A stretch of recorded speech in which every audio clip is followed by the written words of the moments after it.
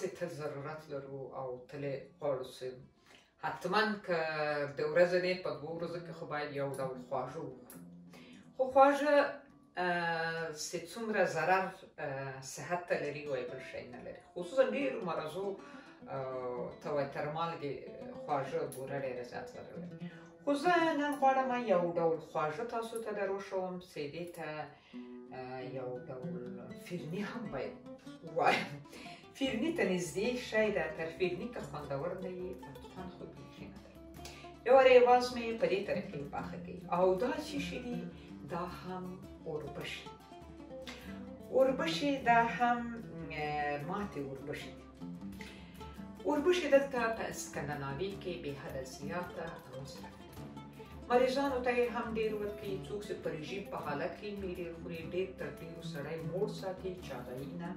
او چې په رقم یې پاخه کوي خوند هم کوي. ورزشکاران یې ډېر زیات خوري. صرف د ما خپل اولاد لیدلی ده پیالې کې واچوي په مایکروویف کې کېږدي، ژوبه ور واچوي همداسې په قاشق د ډوډۍ په ځای دا خوري، وایي چاغوي نه او فایده ډېره لري. نو زه تاسو ته یو ډول پخومه چې دې کې چې ده بوره نه کاروم هېڅکله، خو دا شیان چې ما ورته راخیستي دي دا خواږوالی طبیعي ورته پکې اچوم. مثلا خرما ده و ممیز دي و دا رقم شیان. اوربشې،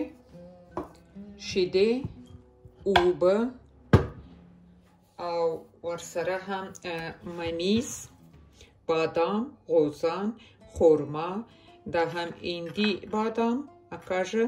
او دا هم یو ډول وچه میوه یې تازه چې وچه یې خوږه یې.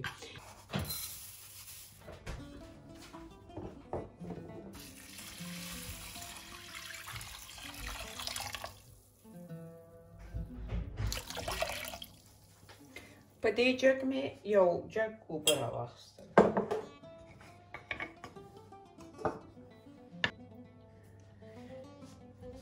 دیګی خو مې دلته کېښود چې په هغه اوربشې په هغه اوبو کې یو څه پستې سي او بلې کمې کې بیا نو شیدې ور اچوم. او دلته مې په دې ارکاره کې چې ده غوړي واچول. غوړي ما راخیستي دي 40 ګرامه. که چیرې تاسې شیدې ښه غوړې او لا علاوه له دې غوړو شیدو یو رقم کریمداره شیدې دي هغه هم ور واچوئ، نو بیا دا کوچ خو که د ما منې مې استعمالوئ، که استعمالوئ ډېر کم په یوه قاشق غوړو کې بیا تاسې دا خرما داسې میده کړئ، خرما دلته ور واچوئ او علاوه له دې نه دا ببینئ تاسې دلته زما غوزان مې هم راواخیستل، لږ څه پرېږدم د سر لپاره بادام هم، ممیز یې لږ څه ډېر هم دی البته، دا هم هندي بادام. ښه، دا به زه اوس یو څه په دې کوچو کې داسې راواړوم.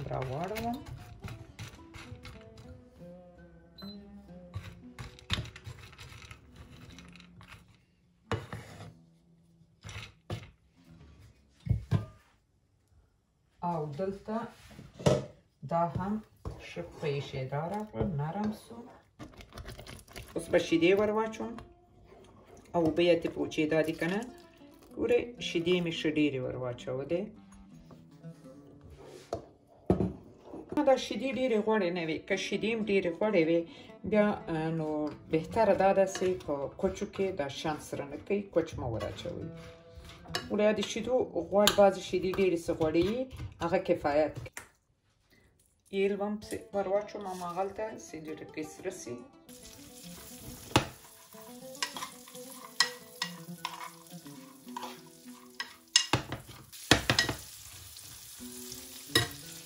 البته که تاسو غواړئ چې بوره ور واچوئ هم ور اچولی شئ، خو زه تر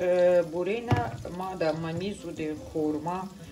مې هم ورته داسې په چاړې باندې په دې شکل سره میده کړه، دا رقم سره مې په چاړې میده کړه خرما او د ممیزو خوږوالی یې بس ده او خپله شیدې هم یې څه نه څه خوږوالی لري. او دې نه علاوه چې ده بیا هم که غواړئ تاسې له پسر بوره، له مربا، له عسل پې واچوئ هم چې زه غواړم عسل یې سر ور واچوم بیا په کاسه کې وباسم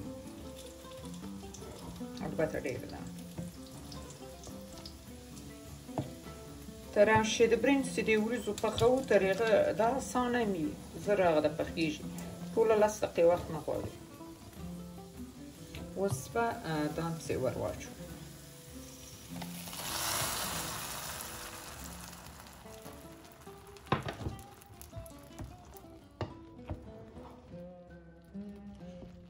اوس به داسې ډېر نه داسې یو 3 دقیقې سر بندومه او اور یې ډېر زیات ټیټوم تر څو زه لوښی ورته رااخلم دا به ډېر څه دم ونیسي اور مې هم البته ښه ټیټ کړی ده ښه تیاره سو اوس به زه په سر باندې بیا هم دا وچه میوه یو څه وجوړوم هغه مې باید داسې چندانې میده کړې نه ده مهم نه ده ډېر څه به دا خواږه شیریني په شکل سره ده نو دا ور واچوم دې ته باید ما لږ څه مالګه ور اچوله خو مالګه مې ځکه نه ور اچوله چې هغه هندي بادام نه دي هغه سیده خپله مالګین ول نو بیا ما ویل چې مالګه یې ډېره نه سي د دې په خاطر دا هم خورما عسل هم پرې واچومه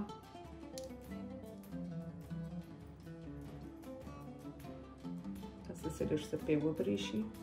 او ډېر هم خواږه نه سي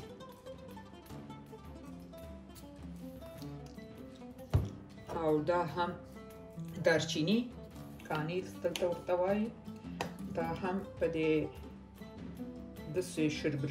شیربرنج کې ښه خوند کوي لکه دا پستې به هم پرې واچوم چې رنګ یې پرې ښایسته سي نو دا هم د ما د نن ورځې ډېر خوندور او اسانه د اوربشو فیرني به نو ورته ووایو که لیټۍ ورته ووایو نه پوهېږم د اوربشو خواږه نو خدای دې کوي تاسو خوښ سي حتما یې وازمویئ پاخه یې کوئ باور وکئ چې ډېر خوندور پرفیکټ خوراک دی تر بلې ویډیو الله پامان خدای پامان روغ جوړ او لایک او سبسکرایب مه هېروئ